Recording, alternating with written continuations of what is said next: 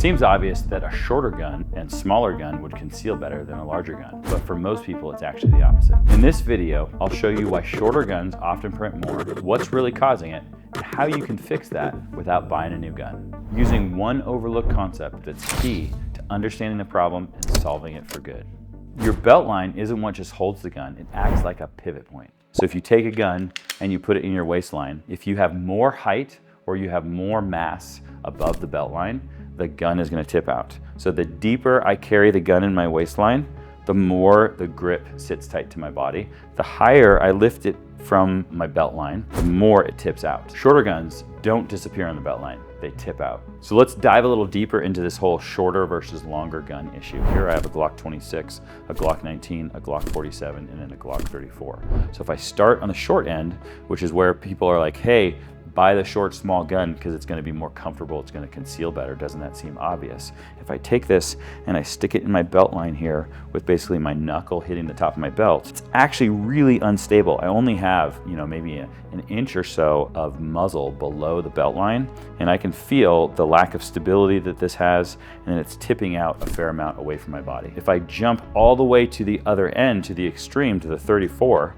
and I take this and I stick it in my pants in the same way, I have several inches below the belt line. That several inches below the belt line forces the top of the gun into my body because of that leverage on that pivot point, and the whole thing just feels way more stable in my belt line. So I can go to the 47. The 47 still feels pretty stable because I still have 2 inches or more below the belt line, and the gun compresses fairly well into my abdomen above the belt line. And then I get down to the 19, I start feeling like it's not as stable and I have more tip out here. I'm probably gonna do better if I have some features that help me establish a better, more secure carry. The other thing I can do with this, I can just shove this down deeper into my waistband and it's gonna conceal better. So just taking it from knuckle touching to basically the grip touching the top, this is pretty secure and stable.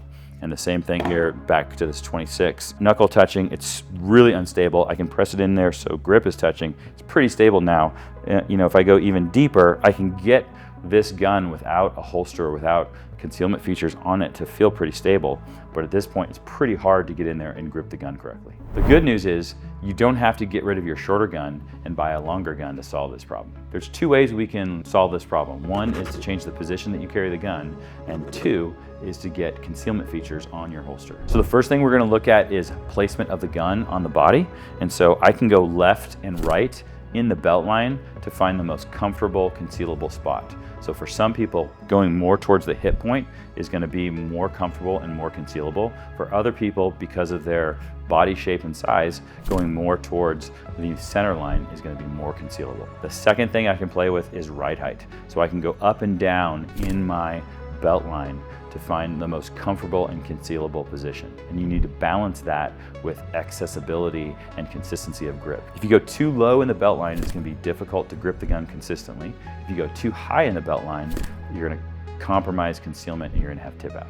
So the next thing we want to look at are concealment features. So one of the things I can do with my holster is I could just add length to the holster, and that's going to help. So if I have a Glock 26, a Glock 43, a P365, I could buy the 1917 for the Glock, or the 48 holster for the Glock, or the 365 XL, and I add length. Adding length in the holster will add length below the belt line, and that will help with tip out. You do need to be careful that you don't add too much length. So I wouldn't put a 26 in a 34 holster, because you're probably gonna get to the point where you get into comfort issues, but putting a 26 in a 19 holster is totally reasonable. So in addition to just that longer holster, you can add features to the underside of the muzzle. So you can put a pillow, a wedge, or a body contour on there, and those features can be things that you buy as aftermarket accessories, or they could be integrated into the holster. And those things are going to help create mass here below the belt line that pushes the gun out. The next features to look at are going to be things that help rotate the grip in. So one of the benefits of a 26 is the short grip. Obviously this shorter grip on this 26 compared to this 34 with a mag well is going to be much easier to conceal, but any rotation you get in the grip is still going to help with concealment. You can get features like a wing or a claw or a camming bar so that when the belt runs across the holster, it cams and rotates the grip into the body, aiding in concealment. The other thing you want to look at is just generally your clothing. How do your pants fit?